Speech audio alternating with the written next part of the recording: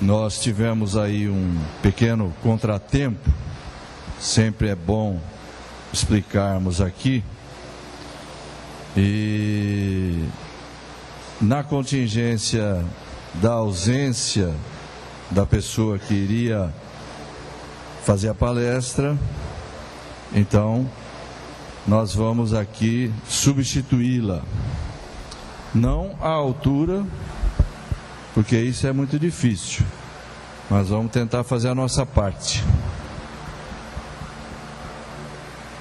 Havia numa grande floresta, bem no meio, uma montanha muito alta. E esta floresta era muito grande e nela havia 3 leões. Isto é uma fábula, como logo se percebe, que vai nos permitir fazermos aqui algumas reflexões nessa noite. Havia 3 leões fortes, mas não se sabia qual deles era o chefe, qual deles era o rei. É fato sabido que o leão é o rei dos animais. Os bichos todos queriam saber a qual dos 3 deveriam prestar homenagem. Então era preciso determinar, era preciso escolher dentre os 3 um para ser o rei. Eles eram, os 3, entre si muito amigos. Então eles não queriam lutar entre si para definir qual seria o rei. Eles também sabiam, não ignoravam, que havia necessidade de ser designado um rei. Sabiam que a bicharada tinha essa preocupação. Houve uma reunião. Houve uma reunião entre os bichos da floresta, em determinada ocasião, com essa finalidade: encontrar uma maneira de escolher qual dos 3 leões seria o rei. E, tendo chegado a uma deliberação, o macaco foi indicado para ser o porta-voz e levar o resultado aos leões. E ele foi lá, com todo o respeito, evidentemente: senhores leões, nós nos reunimos e achamos que encontramos uma maneira boa para decidir qual de vocês 3 vai ser o rei. E eles ficaram curiosos, porque eles também queriam resolver aquilo. Qual é a proposta? Eles perguntaram. E o macaco então disse a eles: olha, como todo mundo sabe, lá no meio da floresta tem aquela montanha gigantesca, muito alta, que bicho nenhum conseguiu até hoje escalar, chegar até o topo. Então a proposta é que vocês tentem escalá-la, e aquele que conseguir chegar ao topo será coroado rei. Eles acharam a ideia muito boa, concordaram, marcaram então uma data, um horário para fazer a disputa. Nessa data e horário estava lá toda a bicharada ao redor da montanha, estava a imprensa, TV Globo, etc. Os 3 leões se apresentaram. O primeiro leão tentou subir, foi até um certo ponto, não conseguiu, foi derrotado. O segundo leão tentou também, botou toda a sua força, foi até um certo ponto, não conseguiu, foi derrotado. O terceiro leão fez a sua tentativa, foi até um certo ponto, também não conseguiu, foi derrotado. Quedou-se então a situação diante daquele impasse. E agora? Os 3 fracassaram. Como fazer? Quem será o rei? E aí, apresentou-se uma águia uma águia muito idosa, de muita sabedoria, que disse para a bicharada: eu sei qual dos três deve ser coroado rei. Todos se voltaram para ela. Evidentemente, a senhora sabe? Mas como é que a senhora sabe? Ora, eu estava voando ali nas imediações, bem próximo dos três, no momento em que cada um foi derrotado pela montanha. E ouvi o que cada um deles disse à montanha no momento em que foi derrotado. O primeiro leão disse: montanha, você me venceu. O segundo leão também disse: montanha, você me venceu.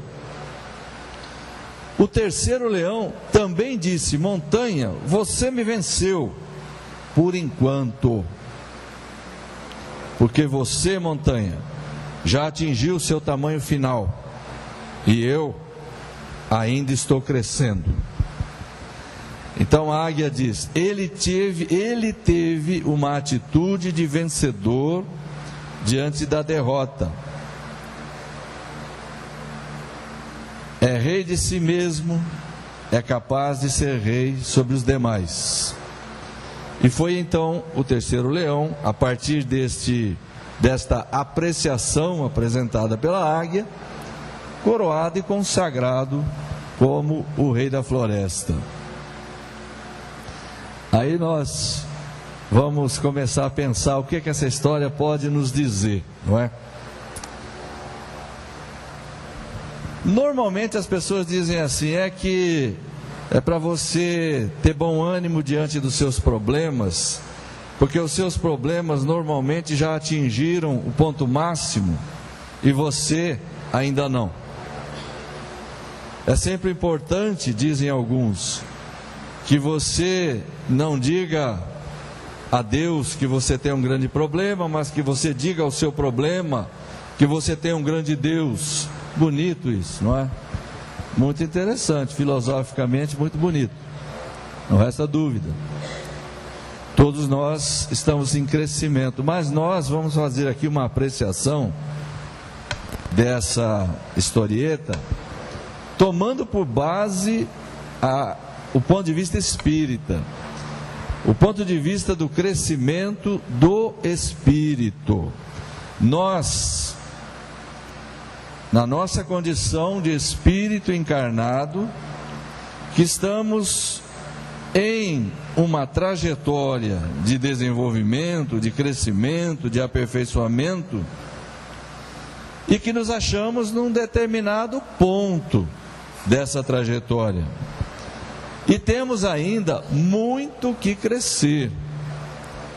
É uma mensagem que tem por objetivo nos mostrar que nós não devemos desanimar diante das nossas dificuldades, dos nossos desafios, diante dos nossos problemas, porque nós não somos isso que está aqui. Nós não somos isso. Nós estamos isso. Nós podemos recordar aqui, se quisermos, um personagem do Guimarães Rosa, na obra Grande Sertão Veredas. Quem não leu o livro provavelmente vai se lembrar da minissérie da TV Globo, pelo menos alguns um pouco mais antigos irão se lembrar. Há um personagem ali muito interessante, é um dos personagens centrais, e ele costumava repetir uma frase que era assim: viver é muito perigoso. É óbvio que esse personagem naturalmente queria se referir ao contexto em que ele vivia. Como todos sabem, esta obra do Guimarães Rosa gira em torno das aventuras dos jagunços numa determinada época, no passado, não é? Então eles viviam às voltas com a morte. A cada curva, o sujeito podia encontrar uma bala que o mataria. Daí a expressão dele tinha uma ligação direta com o contexto em que ele estava inserido.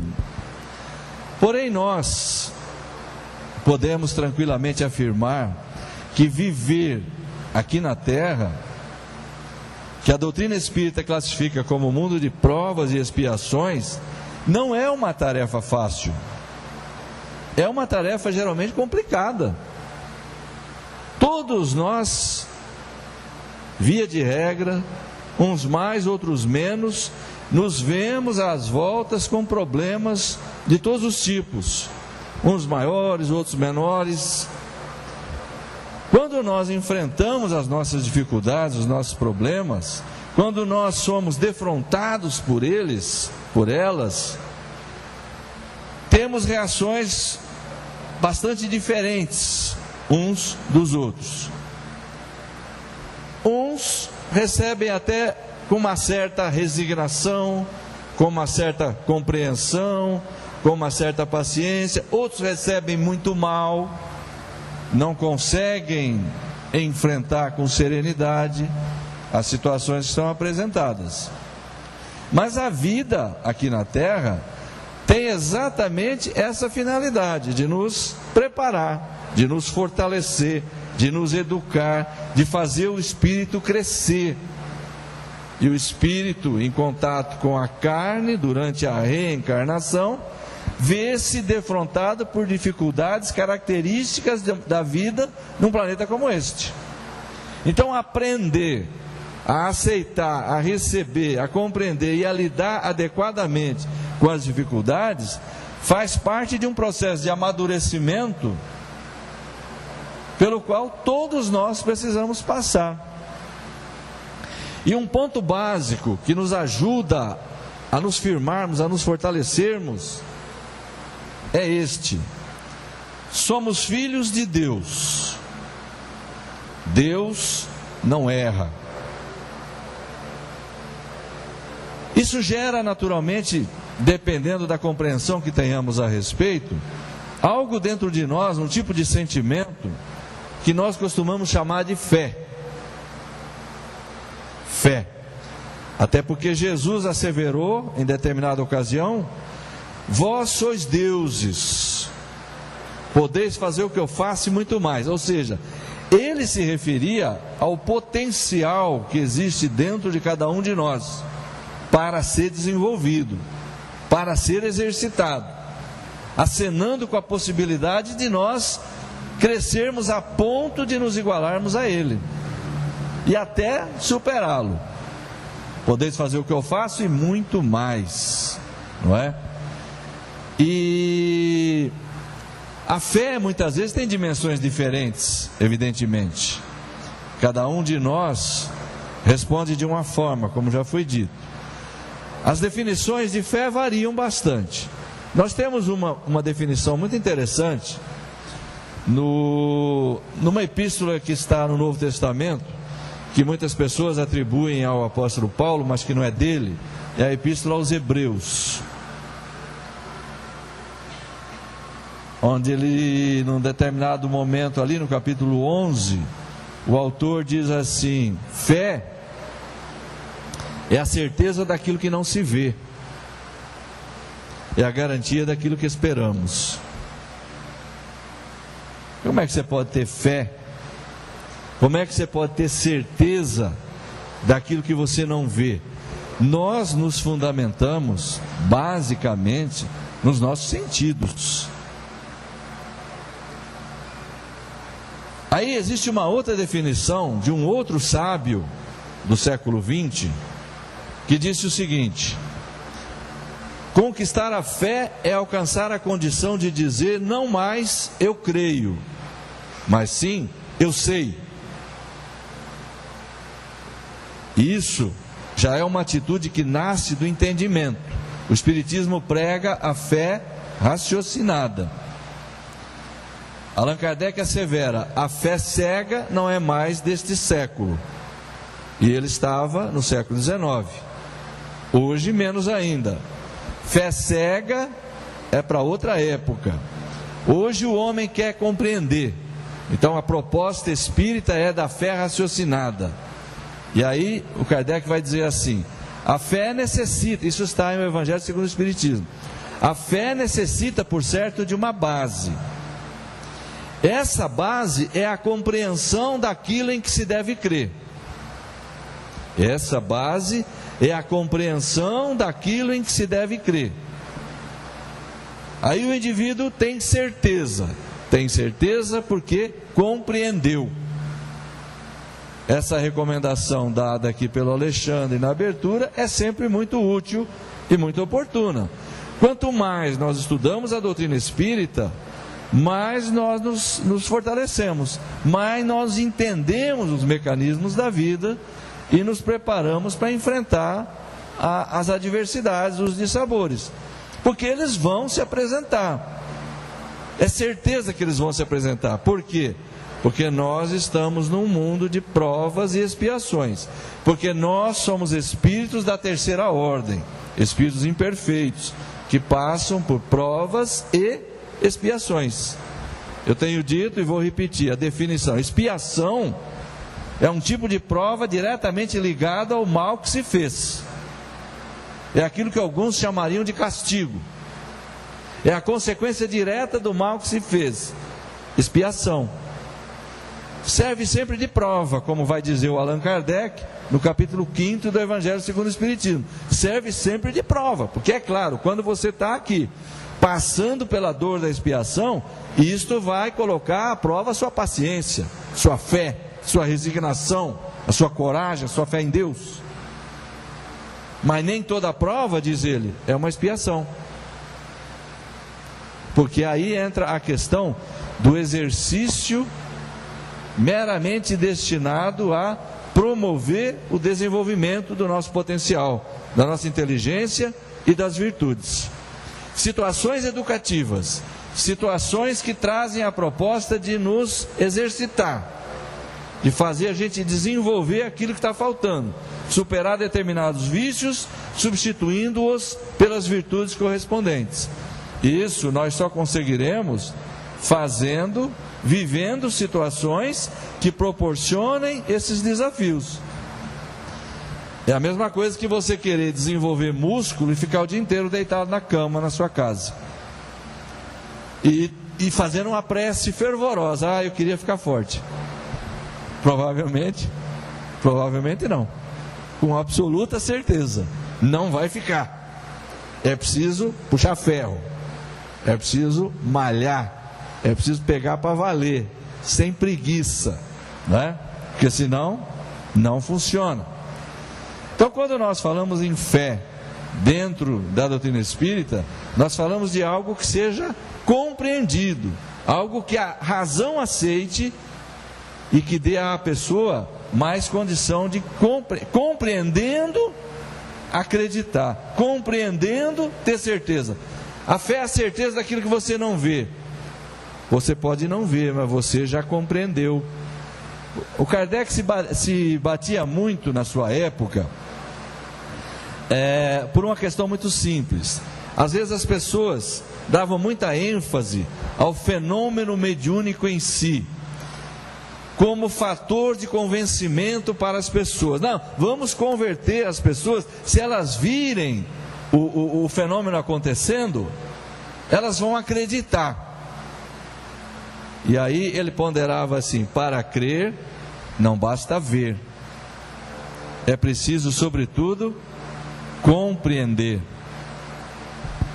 Daí ele recomendava, antes de levar uma pessoa para assistir um fenômeno mediúnico, com a tentativa de com isso convencê-la, faça com que ela estude a teoria. Primeira coisa, que ela entenda, que ela compreenda o que se passa, quais são os mecanismos que permitam que aquilo aconteça, porque se ela for lá diretamente, ela vai sair dali mais troncha do que antes, chamando todo mundo de louco.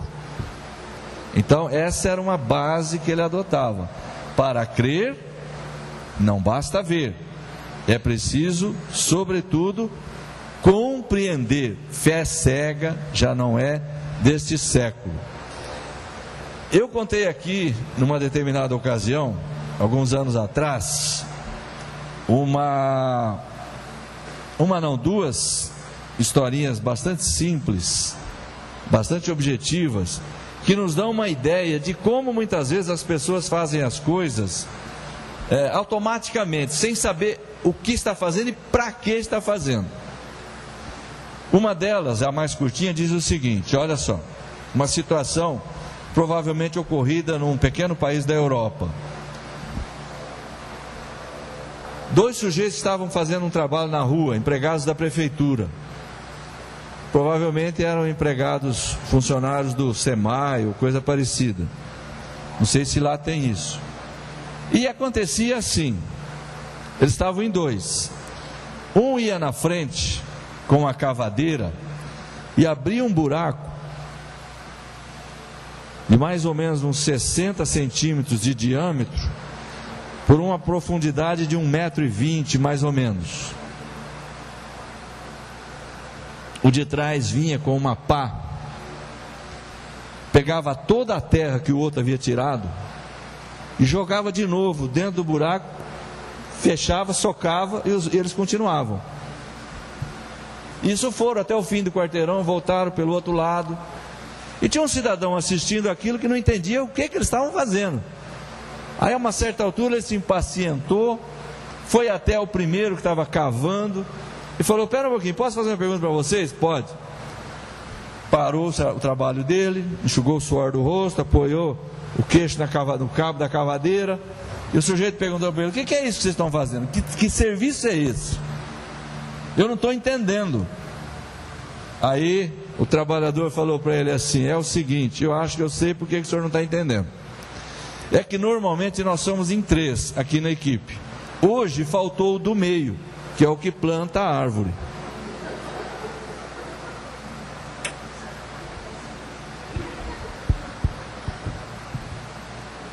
O Kardec dizia: fé cega já não é deste século. E tem a história dos índios. A história dos índios é mais interessante que esta, para a gente ter uma ideia de como é que é a questão do fazer sem saber porquê. Crer sem saber no que acredita. É preciso saber. Certeza daquilo que não se vê. Para você ter certeza, você tem que compreender. Então aproximava-se o inverno. Os índios foram até o cacique para perguntar a ele se o inverno seria rigoroso ou ameno. E ele agora era um cacique moderno. Ele não tinha mais aquela capacidade toda que os antigos caciques da velha guarda tinham, só de olhar para as nuvens, de sentir o movimento do vento, já fazia a previsão. Os caciques antigos tinham essa habilidade, mas ele não tinha. Mas não podia passar por incompetente aos olhos dos seus comandados. Todo chefe é assim. Já viu algum chefe falar que não sabe? Ele devia falar: não sei. Mas ele, chefe, não fala não sei. Chefe que é chefe fala: não, não. Fez uma atitude de quem olha para o horizonte, para todos os lados, levantou os braços como quem sente a direção do vento e disse a eles assim: o inverno vai ser muito rigoroso. Eles ouviram e foram embora. E ele ficou pensando, porque ele não sabia absolutamente nada, não tinha certeza de absolutamente nada. Ele chutou, como nós normalmente falamos sobre tudo aquilo que a gente não sabe, como eu falei aqui na terça-feira. Aqui a gente vem aqui e fala de tudo, até de índio e de etc, né, seu Sebastião? Aí ele resolveu ter certeza. Pô, vai que eu falei alguma bobagem. Saiu da aldeia uns 3 dias depois, foi até um telefone público, bem lá longe na estrada, longe dos índios, ligou para o serviço de meteorologia e perguntou: como é que vai ser o inverno? Vai ser rigoroso ou vai ser ameno? Disseram para ele: vai ser muito rigoroso. Ele: obrigado. Voltou para a aldeia já mais tranquilo. Pô, afinal acertei. Chamou os índios de volta e reforçou uma recomendação que ele tinha dado na primeira vez, que eu esqueci de falar: recolham toda a lenha que vocês puderem para a gente armazenar, porque nós vamos ter um inverno muito rigoroso, nós vamos precisar. E os índios naturalmente começaram a cumprir a ordem da chefia. Mas ele ainda não ficou muito seguro, muito satisfeito. Alguns dias depois ele voltou lá e ligou de novo. Como é que vai ser o inverno? Vai ser rigoroso? Vai ser ameno? Vai ser muito rigoroso. Dessa vez ele não se limitou a ouvir. Ele falou, mas como é que vocês podem ter tanta certeza assim? Aí disseram, é que os índios estão recolhendo lenha que não acaba mais.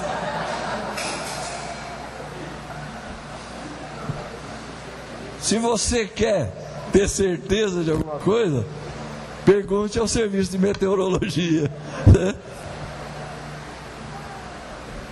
Como Kardec dizia, fé cega não é mais deste século. O Espiritismo prega a fé raciocinada. O Espiritismo ensina que nós devemos estudar para compreender como é que as coisas funcionam, para que nós possamos nos posicionar adequadamente diante de cada situação e que nós possamos ter as atitudes corretas, as iniciativas na hora que é preciso tê-las. Por exemplo,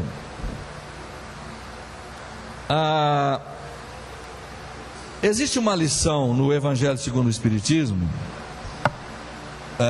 não é propriamente do Evangelho segundo o Espiritismo, é uma lição de Jesus, uma das muitas que o Kardec inseriu ali, e a partir dessa lição ele faz os seus comentários. É sempre interessante nós nos recordarmos de que o Kardec escreveu o Evangelho segundo o Espiritismo. Eu sempre repito isso, porque eu acho que é importante a gente entender bem isso. Ele não escreveu o Espiritismo segundo o Evangelho. Ele não partiu do Evangelho para chegar ao Espiritismo. Ele fez o contrário. Ele não cogitou de Bíblia, de nada, porque todas as religiões tomam como ponto de partida a Bíblia. O Kardec, a partir de fenômenos que começaram a acontecer e tudo mais, ele percebeu que ele podia entrar em contato com as almas dos homens que haviam vivido na Terra. A primeira coisa importante que ele descobriu é que espíritos eram as almas dos homens que haviam vivido aqui, ou em outros mundos. E uma das outras coisas importantes que ele descobriu é que nem todos tinham o mesmo conhecimento. Que alguns sabiam mais, outros sabiam menos, e que era preciso sempre, antes de validar qualquer coisa recebida dos espíritos, era preciso consolidar através de múltiplas informações recebidas de múltiplos locais, através de múltiplos médiuns e de espíritos diferentes, centros diferentes. Aí sim, aí ele validava o princípio como um princípio da doutrina espírita.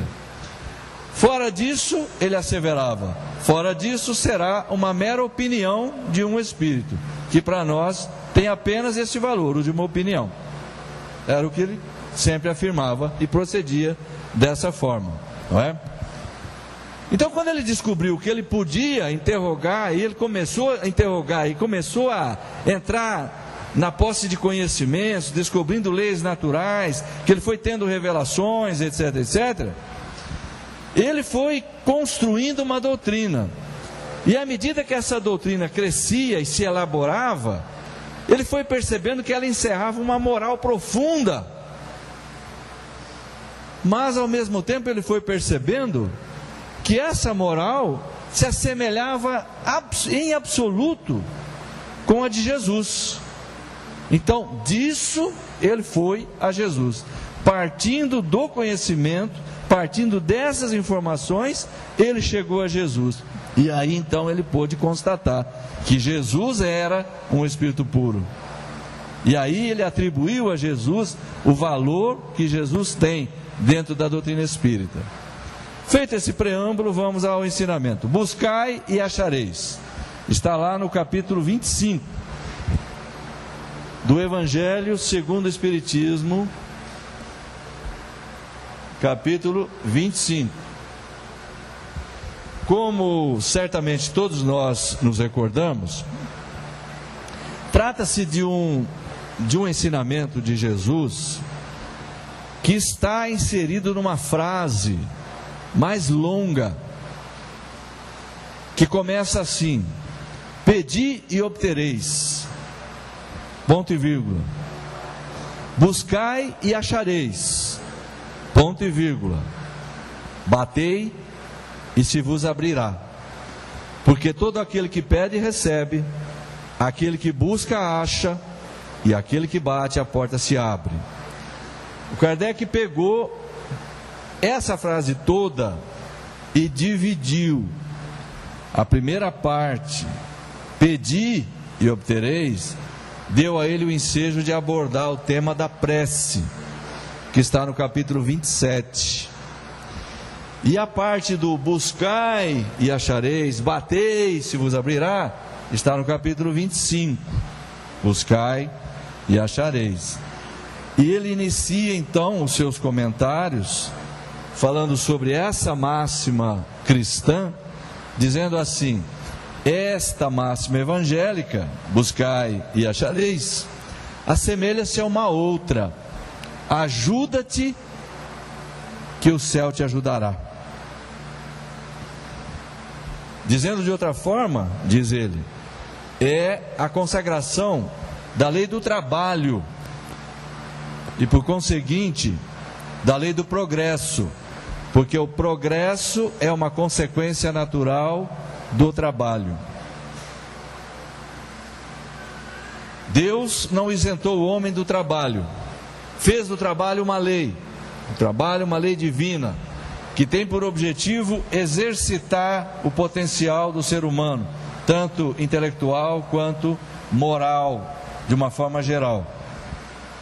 E ele fala assim: por isso é que os bons espíritos, por isso é que aqueles que cuidam de nos auxiliar, não vêm trazer prontas as soluções, as invenções, as descobertas, sem que o homem tenha sequer o incômodo de pensar.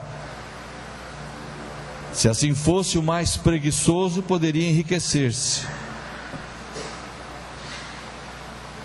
Daí, ao analisarmos esse comentário dele, nós nos lembramos de uma questão que está no Livro dos Espíritos, no capítulo 9, da terceira parte do livro, da segunda parte do livro, perdão. A segunda parte do Livro dos Espíritos chama-se Mundo dos Espíritos. Mundo dos Espíritos. E o capítulo 9 chama-se Intervenção dos Espíritos no Mundo Corporal. Dentro desse capítulo, que é muito extenso, muito longo, nós temos essa perguntinha aqui, que eu vou usar para a gente encerrar as nossas reflexões aqui nessa noite. Vejam o que o Kardec pergunta aqui: a prece é um meio eficaz? A prece é um meio eficaz para curar a obsessão? Todos nós aqui, por menos que tenhamos estudado a doutrina espírita, sabemos que sim. Podemos? Sim. Ele fez essa pergunta. Aparentemente, aparentemente não, inicialmente, ela está ligada diretamente à questão da obsessão. Mas a resposta que os Espíritos deram nos permite avançar por outras reflexões. Então vejam, a prece é um meio eficaz para curar a obsessão? Aí a resposta vem assim: a prece é um poderoso meio de socorro para todas as situações. Notem bem, os Espíritos então deram à resposta uma abrangência muito ampla, não ficaram restritos ao que havia sido perguntado. A prece é um poderoso meio de socorro para todas as situações. Então, esse já é por si um indicativo. Qualquer que seja a situação, o primeiro recurso que está à nossa disposição do qual nós podemos lançar mão, que está ao nosso dispor 24 horas por dia, é a prece. Qualquer um pode fazer uma prece. Qualquer um. A prece é um poderoso meio de socorro para todas as situações, mas que mata sempre é o diabo do mais, né? Mas sabei bem, Deus assiste aos que agem e não aos que se limitam a pedir. Aquilo que você sempre fala aqui, mais ou menos isso. Não adianta ficar só naquela, porque Deus vai me ajudar, tudo vai mudar, sem tomar as iniciativas cabíveis que estejam ao nosso alcance. Porque há coisas que não dependem de nós, mas há outras que estão ao nosso alcance. E estas, os Espíritos não vão resolver por nós. Aquelas que estão ao nosso alcance, aquelas que dependem, aquelas que nós podemos fazer. Sabei bem, Deus assiste aos que agem, não aos que se limitam a pedir. Isso tem uma abrangência geral, mas aí, finalizando a resposta, os Espíritos fecharam com esta frase assim: portanto, cumpre que o obsedado faça de sua parte aquilo que for necessário para destruir em si mesmo a influência dos maus espíritos. Isso atribui a cada um de nós uma séria responsabilidade. Cumpre que cada um faça a sua parte. Cumpre que cada um procure detectar as causas, onde estão os problemas. Isso vale para tudo. No caso da obsessão, nós sabemos que a principal causa é ou são as nossas imperfeições morais. A literatura espírita está repleta de exemplos. No livro dos médiuns mesmo nós temos um exemplo clássico, que sempre lembramos aqui, todos aqueles que expõem aqui, sempre lembram, já lemos isso recentemente, de um grupo de mulheres que era obsidiado de uma forma seríssima. Tinham suas roupas rasgadas, os móveis derrubados, um pandemônio na casa. E depois de muito procurar ajuda, acabaram desembocando lá no Kardec. Certo, alguém falou: vai lá que o homem tem intimidade com os espíritos e ele vai ajudar a senhora. Foram lá, ele fez o seguinte: ele consultou um protetor espiritual, um instrutor espiritual, sobre qual era o problema que estava atrapalhando aquelas mulheres. E o instrutor disse a ele: olha, é de fato um espírito obsessor. É um espírito que está lá, que está aprontando tudo isso lá na casa delas. E foi logo explicando o motivo. Porque ele, hoje desencarnado, foi para elas aqui na Terra um burro de carga. Primeira coisa. Segunda coisa, ele até estaria propenso a abandonar isso tudo e se afastar, mas ele não o faz como castigo para elas, porque elas não se emendam, elas não usam a caridade, a principal, a caridade da língua, elas são altamente maledicentes. Aí o Kardec detectou o problema e falou: bom, agora fica com vocês aí, né? Porque não vai resolver um problema que é delas, é um problema que elas têm que resolver, como está nessa resposta aqui. Cumpre que o obsedado faça a sua parte, eliminando de si mesmo a causa que atrai os maus espíritos. Ora, no caso era o comportamento, a atitude, aquela atitude de maledicência, de maldade. Elas não fazem a principal das caridades, que é a caridade da língua, disse o benfeitor espiritual ao Kardec. E o recado foi transmitido. Para a gente fechar aqui, então, apenas uma coisa básica.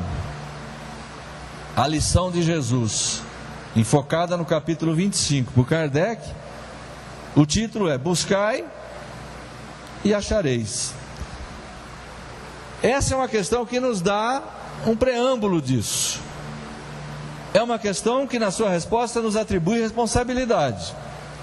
Se nós examinarmos a doutrina espírita como um todo, nós vamos encontrar, ao longo de toda ela, no seu conteúdo riquíssimo, nós vamos encontrar informações suficientes, orientações suficientes, que sempre estarão nos dando uma agulhada, sempre estarão tentando nos ensinar, sempre estarão tentando nos orientar, de que, via de regra, as soluções estão nas nossas mãos. É preciso que nós acionemos os meios que estão ao nosso dispor. E muitas vezes esses meios não são do nosso agrado, porque implicariam talvez abrir mão de algum vício, renunciar a determinadas práticas que são agradáveis, etc., mas que não são boas e que acabam trazendo um comprometimento para o espírito. Que Deus nos abençoe. Muito obrigado.